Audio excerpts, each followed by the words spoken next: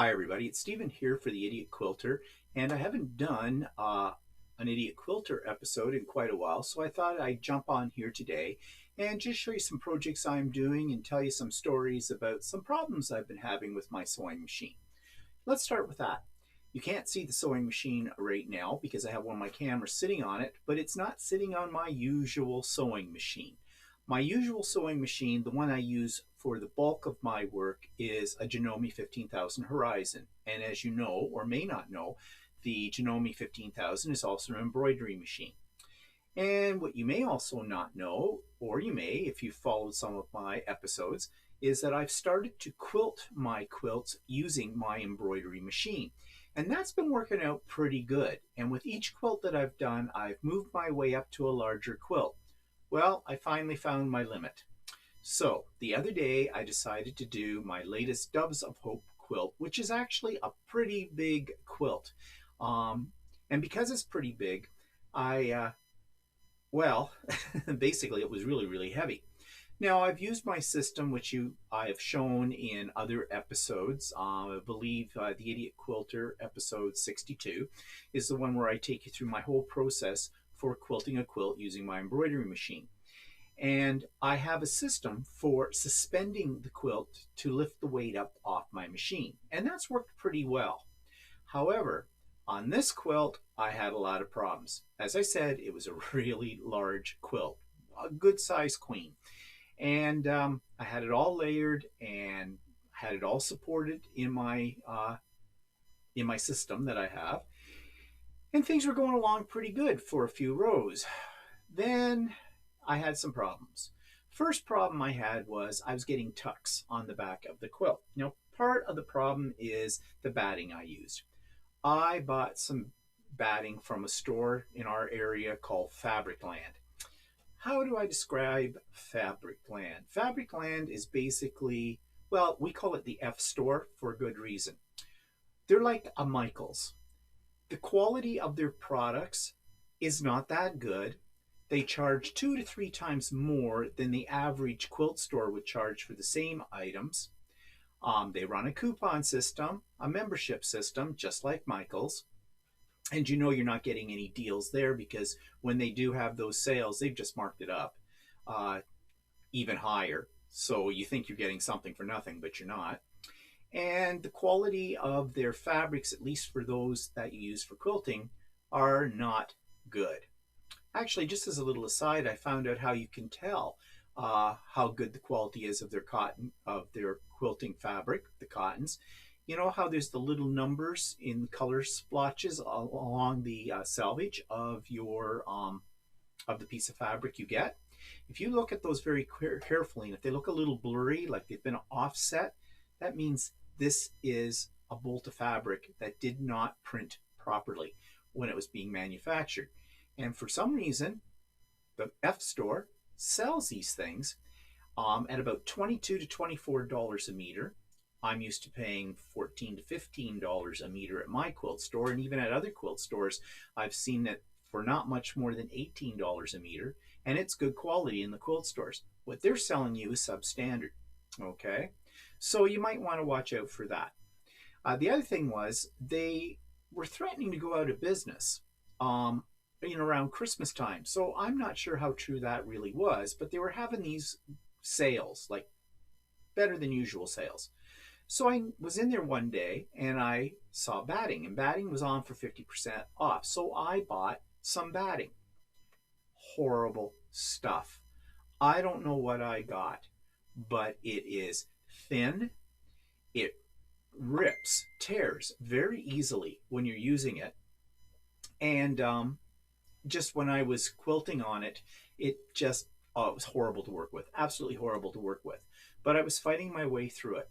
So when I discovered I had some tucks and pleats in the back, I ripped those stitches all out, which took a long time if you've ever ripped out quilting stitches, put it back up on my machine. I was going along not too badly, and then suddenly my machine made this horrible noise. The embroidery arm somehow got stuck.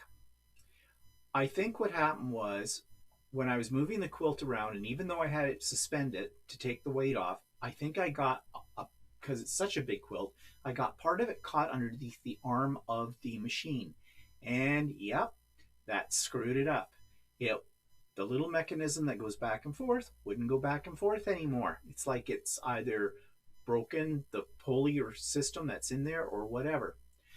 Luckily, during this time of crisis, my quilt store actually has curbside service, and they do all the precautions. And I have to say, I've been very, very, very cautious about going out anywhere.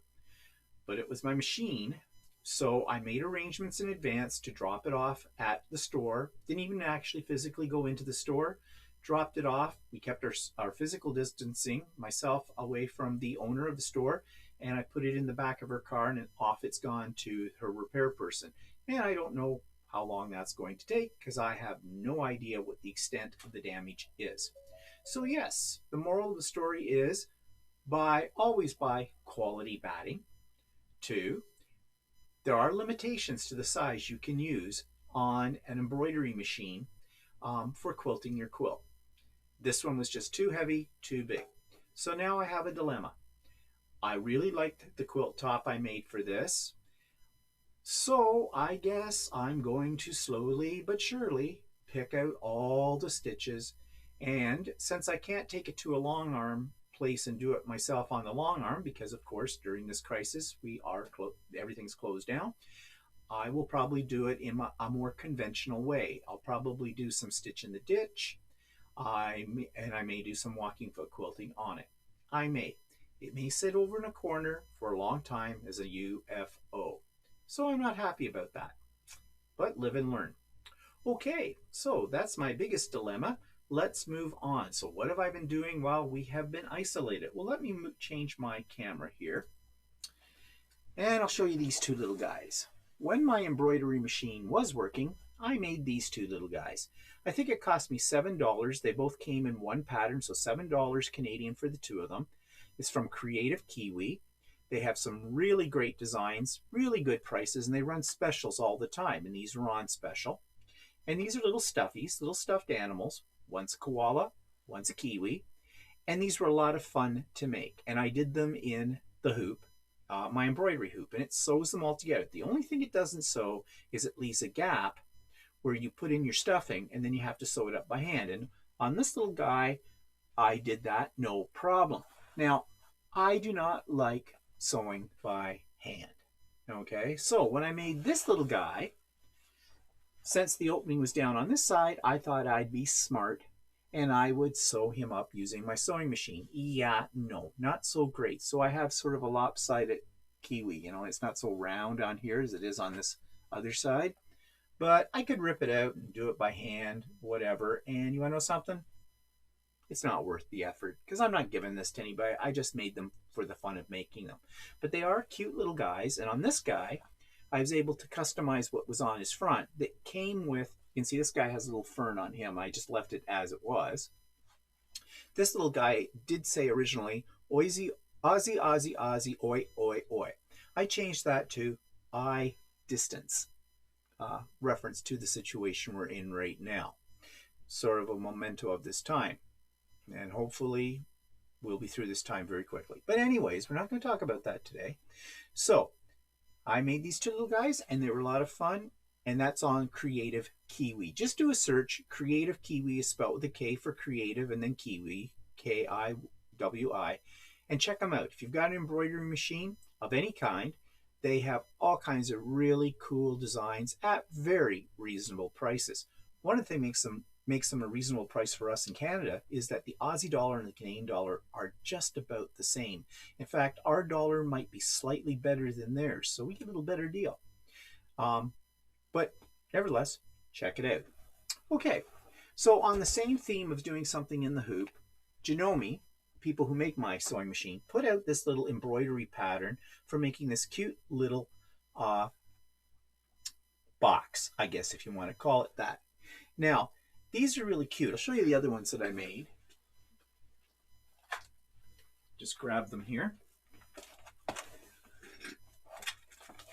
So you can see they're great for holding things, and I just put the words stuff on the front of these two and things on this one because I was playing around with them. Now, originally when I saw this design, I thought it was very juvenile. I wasn't going to even bother making these. But I decided to give it a try, and I fell in love with these. They're made with felt. These two are both felt, and you can use any kind of felt. I did back them with a tearaway stabilizer, but I've left this stabilizer in. You can see inside this one what the inside looks like, and that's the stabilizer. But it just makes them a little stiffer, and you know, who cares about the inside? It's not a big deal. Not when you're going to use it for little things like this.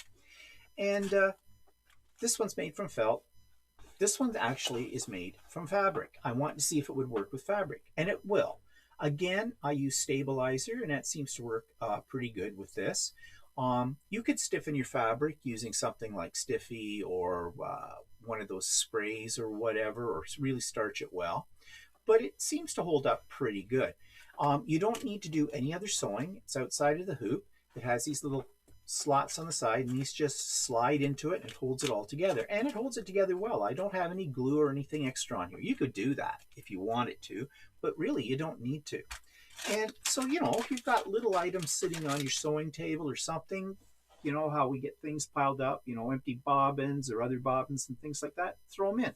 I also decided to change the size. I was able to alter the size slightly, so you see this one's a little bigger. This is the size that the pattern creates. But this one, actually, I just blew it up. You can only blow them up so big in an embroidery hoop. So I went to 120%, and it made this little larger one, which was kind of nice too. And then, what else can you do with them? Well, I decided to make it into a pincushion, and I love it. I just took a piece of scrap fabric, stitched it up on 3 sides, stuffed it with, you know, the same kind of thing as I used in the little stuffed animals. You know, whatever that stuff's called. I was going to say polyfiller, but no, not polyfiller. You know, the stuffing stuff. You can do it with scrap fabric too, for that matter, or scrap batting. And just kind of, you know, folded it in on itself, stitched up the hole, folded it in itself, and stuffed it in here. It's not glued down or anything. It's just stuffed in there. I made it pretty tight, and it's a great little pincushion. Now, so these are a lot of fun. If you're interested in getting this design because you have an embroidery machine, just go to the Janome site, go into the blog area and search for, I think they called it felt needle basket or something like that, and you can download free the pattern for your embroidery machine, and away you go. So I made those, so that was kind of fun. So what else? Okay, so I made this. Don't mind the hanger. I just have it there because I have them hanging up. This is a series by another website called Dimes. Look for DIMES. They're an embroidery site. They sell different designs and things like that. And right now they're running every month something they call monthly doors. I think they call it that. And what they are door scenes that represent the month. This is April, and so what we have here is, you know, starting of a tree flowering. I think it's a wisteria, I'm not sure. There's a pair of little rain boots here because April's the rainy month, right? April showers bring May flowers, all that kind of thing. And you do this in the hoop, and they're a lot of fun to make. And I've made other ones. That was April's. This is March, so of course the St. Patrick's Day theme with the shamrock.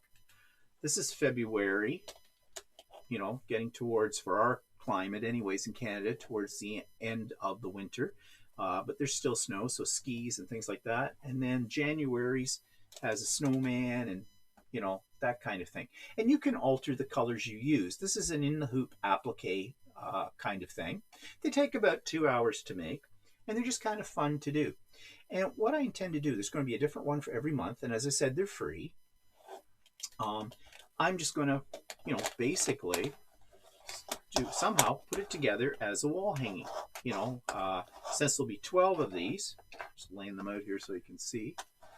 I will probably do maybe, you know, 4 across, 3 down, and we'll make a nice little wall hanging. Maybe put some sashing in between each of these layers.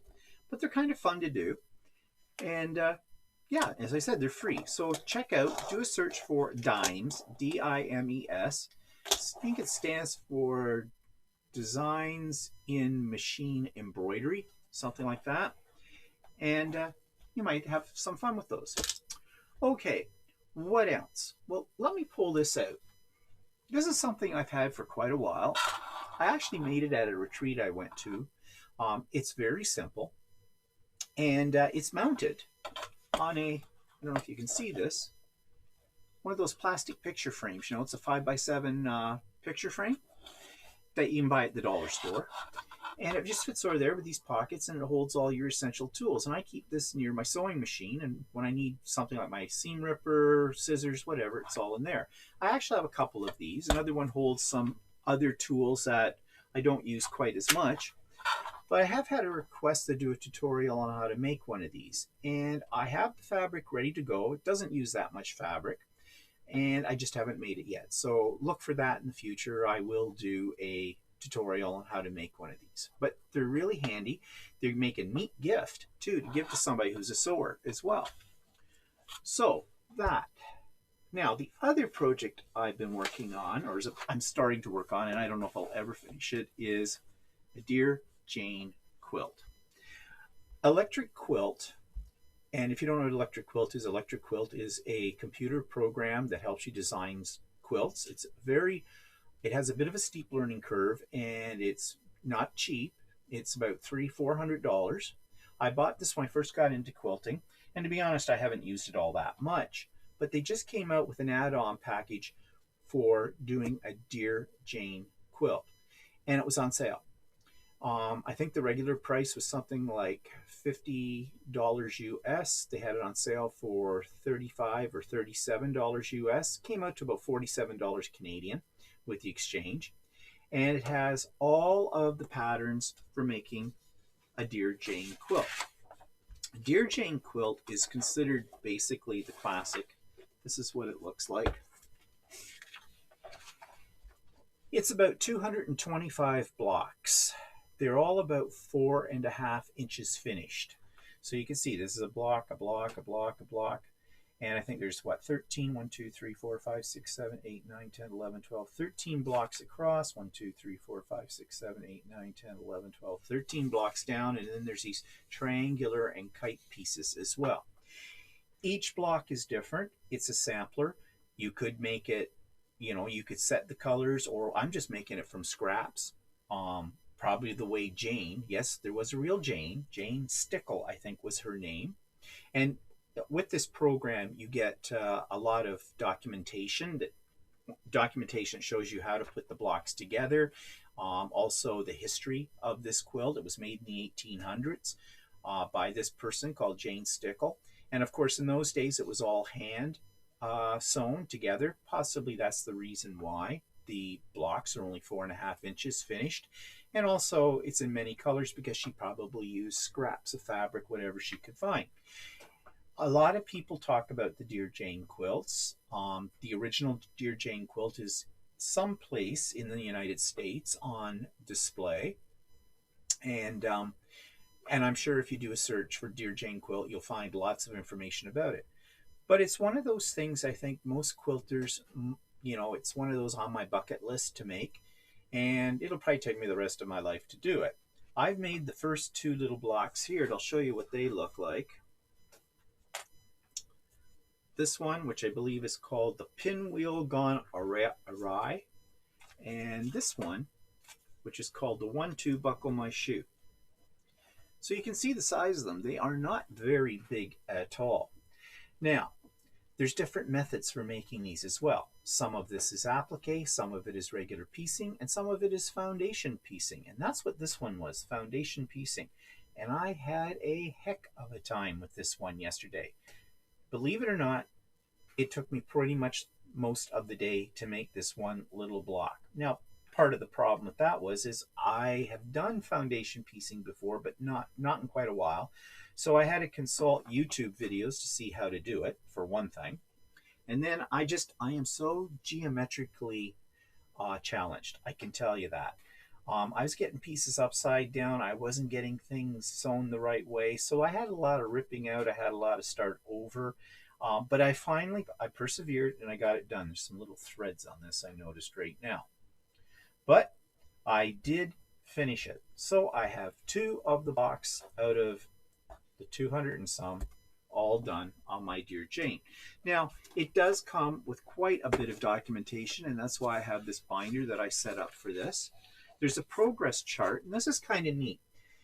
This lists all the blocks that go into the quilt, but when you get a block finished, you take a picture of it, and then using the EQ8, the Electric Quilt 8 software, you can embed it into this chart. So I haven't done it for the second block, but I did it for the first block. Yes, they're very tiny. It's very hard to see, but it is there. But the idea is it's a progress chart so that you can keep track of what you have done. Because this is something that's not going to be done tomorrow. This isn't going to be done. If it ever gets done, who knows? But it has all this documentation, and it's pretty good documentation. They have this getting started sort of read me first.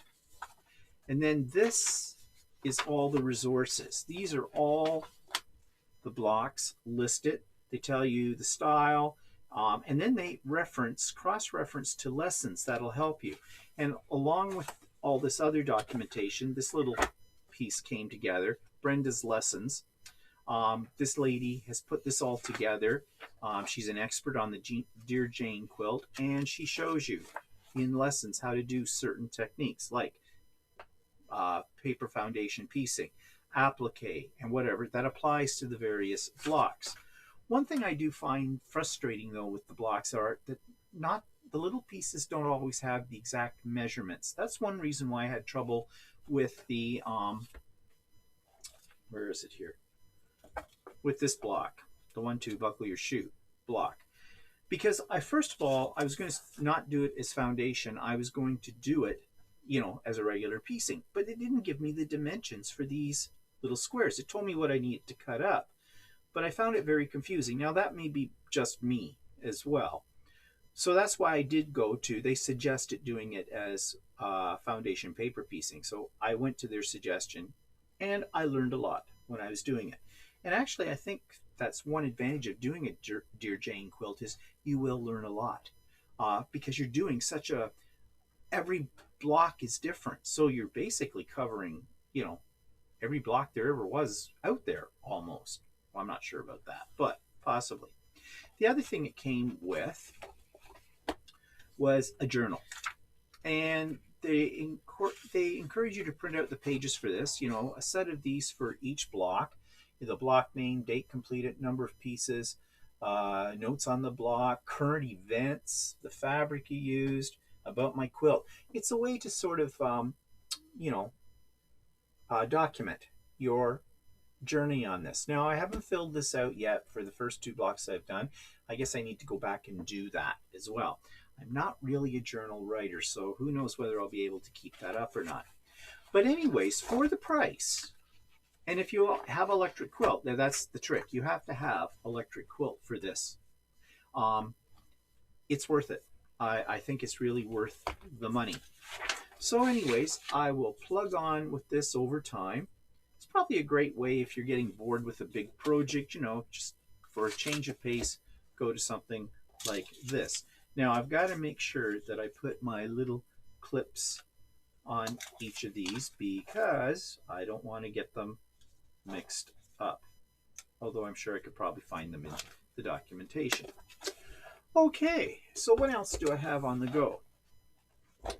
All right, so my local quilt store, of course, as I've already mentioned, is running on a limited time frame right now. It's not open to the general public for obvious reasons.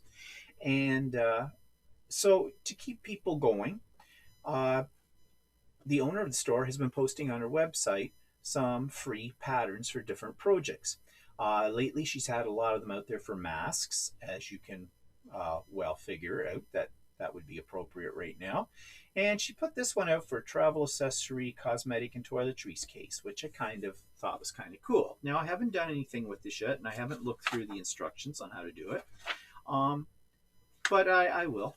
another one of my many projects for how long that we're going to be isolated for. So I thought this might be a nice project to try. Now, I have made this kind of thing before, but it has been quite a while. And so I thought, might be good for a refresher. I've got fabric, I've got zippers, so I probably could. So that's a project down the road. Other future projects, and I am probably a real sucker for this. I hoard patterns, especially freebies. I've got a big box of them. I'll never get to them all, never. But I like looking through them, and I saw these ones by Free Spirit.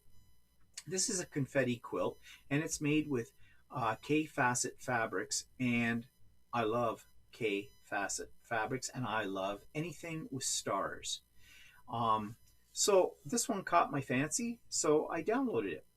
And I don't know, maybe someday I may not do exactly what this is showing here, but I don't think there's any Y seams in this, although I've done Y seams now. They don't scare me that much. So that's a project that I might want to get to at some point in time. This is another one by the same company, Free Spirit, and I'm sure you've heard of them if you're a quilter. They have a lot of really neat fabrics, and a lot of them are K-facet, and these ones are also K-facet. And it's just, I don't know, I really like the pattern in this. It's a little different because it looks like the squares have little blocks in the corners to give them this shape. So that might be fun to make at some point in time too. So those I have going.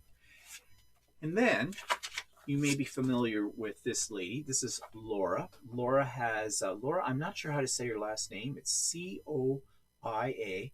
Koya? Koya? I'm not sure. And I'm sorry, Laura, if you ever see this. I'm sure you won't, because who am I compared to you? Laura is very successful quilter. She goes to different events and speaks. She's got a very successful YouTube channel called So Very Easy. I really strongly recommend that you look her up and watch some of her videos, because what I like about Laura is the way she is so clear in her instructions. In fact, when I was having trouble with that foundation paper piecing for the Dear Jane quilt that I was working on yesterday, I went to her video. I saw several other videos about how to do foundation paper piecing, and I found them very confusing. Hers, very clear, and all of her tutorials are like that. Well, she's just come out with her first book. So Very Easy Quilt Favorites, 12 skill building projects from Laura, with the last name I can't say. And I just noticed something, just as an aside, and this is not a criticism of Laura, but Laura is Canadian. She lives in Niagara Falls, Ontario, which is about 2 hours away from where I live. And I noticed how she just spelt favorites. She spelled it the American way, not the Canadian way. We have a U in there. Might have been her publishers. Who knows? They may have been American publishers. But whatever. Minor detail, but as a retired English teacher, things like that bother me. But I'm going to let it go, because this book is excellent. You can buy this on Amazon or go to her website, So Very Easy. I'm not sure if it's soveryeasy.com or .ca, but just do a search, you'll find it. I got mine signed by Laura, however. So that was just a nice touch. And if you bought it on Amazon, I don't think Laura would be signing it. I bought it directly from her. It's not a cheap book. I think it retails at $39.99 Canadian. But you know, it's a nicely put together book. Very clear instructions. Wonderful illustrations. 12 quilts. They're all laid out here for you. And a little introduction by Laura. And just each of the quilts. And step by step, she shows you what to cut, makes fabric suggestions, and shows you step by step how to assemble each block. Very clear throughout. So it is well worth the investment, I think. And I have marked a couple of quilts in here that I would like to make at some point. This one really grabbed my attention because I'm not that fond of the color scheme, although that's not bad. Just not my kind of colors, but the style is very modern. In fact, it's called a jelly roll. Sorry, I'm reading upside down. Race made modern. So it is a modern quilt, lots of negative space, and I like that look. And that is one that I really want to make. But other ones she's got in here that I marked. Got my little tabby things on here. This one looked really interesting. And it's another one made basically with strips, jelly roll kind of thing. And I really, right now, I'm kind of into the whole idea of using jelly roll strips for things. And I thought this one was really interesting too. I do like the black and white that's been used in it, but I like the borders, this part, the way that they go around. Now this one here uses a mitered corner border, but you have the white on one end, black on the other. This one is similar except the way it's been broken up, which I think is really cool. So as I said, the book again is called So Very Easy, Quilt Favorites, 12 Skill Building Projects from Laura, the name I can't say properly. I think this one is an excellent book to have in your library. And I'm really excited about getting started on one of her quilts in there. So last thing I can show you, and I may knock the camera when I do this because I wasn't prepared. This is how I keep my projects in these project boxes. I labeled them. This is the Jagged X's. This was one by Jordan Fabrics. Again, another excellent YouTube channel to go to and site. They have a lot of freebie patterns on there. And they do really clear tutorials. Everybody's heard of Missouri Star Quilt Company, I'm sure, and excellent YouTube channel as well. But I have one bone to pick with the Missouri Star Quilt tutorials. The tutorials themselves on YouTube are very, very clear. And they have the instructions. But the instructions have all been reduced to one PDF page. One page basically tells you what you have to cut, but it doesn't tell you how to assemble the quilt. Now, maybe that's to encourage you to watch the tutorial on YouTube. And they, as I said, the tutorials are very, very clear. But I would like to have written instructions as well. And with Jordan Fabrics, that's what you get. So I'll just show you here. This is the download. As I said, this was free. And they also sell patterns and they sell fabric. I have never bothered to buy any fabric from them. I don't think I've ever bought a pattern from them either. And the reason being, more than anything, is, well, two reasons. One, I like to support my local quilt stores and Canadian websites when I purchase things. And two, the exchange rate, especially right now, is just abominable. Our dollar is like at about 60 some cents to a Canadian or to an American dollar. So, you know, a $10 pattern suddenly becomes more like $19, $18 for a pattern. And of course, fabric's the same. And there's no guarantee that you're not going to get hit with duty either. And then there's shipping on top of a lot of these things. So these are all downloadable. They have quite a few free patterns on there. And you can see, very nicely written with diagrams showing you how to put everything together. I wish Missouri Star Quilt did this as well. I really do. I love Missouri Star Quilt Company, and one of my goals one day on my bucket list is to actually go to Missouri and go to the town of Hamilton and see Missouri Star Quilt. I think this company, Jordan Fabrics, is in Oregon. I wouldn't mind going there either, checking out their store too. Future plans, we'll see. But anyways, this is called Jagged X's. I really like the pattern. And I'm going to say I wasn't that fond of the colors, although it does grow on you after a while. But I decided to do it kind of scrappy. This is all made using a jelly roll. Actually, they said they used a layer cake or one jelly roll, so whatever. So I had a jelly roll sitting around that had batiks in it that I wasn't that fond of, but I decided I would make my blocks from it. Now I have many to go here. Each one of these I've put together. I've cut my pieces, my backgrounds, and my colors, and put them in little sets. And so this is a very easy pattern to sew, and you can do a lot of chain stitching with this. So right now, when I've got half an hour, who am I kidding? I've got all the time in the world right now. Most of us do, in our isolation. I throw some of these together. It's going to take 30 of these squares, and I'm not really particular about the colors. These are all one jelly roll, and as they came out, that's what I put together. So at first, I thought I was going to use white as a background, but you want to know something? I use white a lot for background, and I wanted to break away from that. So I had quite a bit of this particular fabric. I think it's a Northcott fabric. And I didn't really know what I'd do with it because browns are not my favorite color. But I thought I would use it in this because I'm looking at this as, well, it's a scrappy quilt. But as I get working on this and start laying it out, and I'll just put it out here so you can get the idea. I'm not going to get it all in the shot, but you should still get the idea. I'm starting to love it. And you know, when I get all the blocks done and I start adding the borders, I think, depending on the color of the borders I pick, I think this can be really quite cool. And you can see the secondary pattern in here. I mean, here you have the pinwheel, but it's called jagged X's because this makes a jagged X. And when you put the pieces together, you'll notice they don't line up, and they're not supposed to line up. So you've got this square that's a little bit cut into.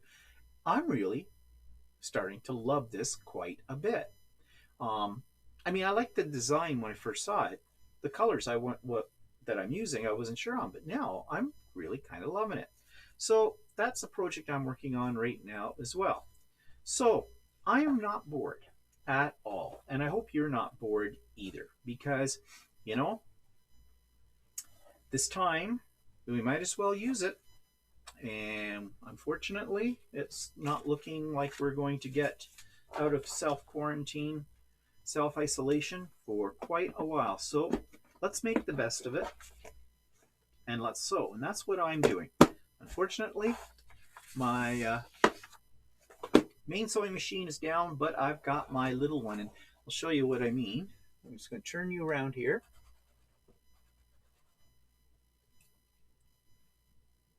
And that's the machine I'm using right now, the backside of it. It's my little machine. It's my portable. It's my travel machine. It's the one that I take to classes usually. It's a great little machine. It's a Janome MC100. I love it. It comes with quite a few decorative stitches as well. And it wasn't a cheap machine. It cost me probably about $1,300. But it's light, very transportable, whereas my other machine weighs about 38 pounds, much bigger, and a lot more of a bitch to go to classes with.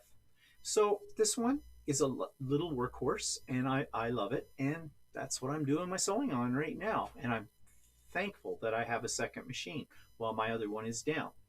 So let me just switch cameras over here. Okay, there I am.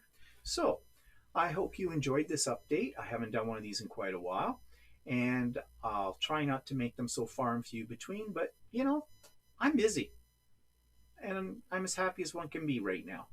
So I hope you are too. I hope you're staying safe. I hope you're staying healthy.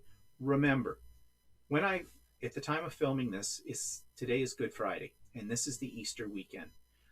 I know it's hard to be away from family and friends at this time on a special event because we're so used to getting together with everybody else. But please, please, please don't.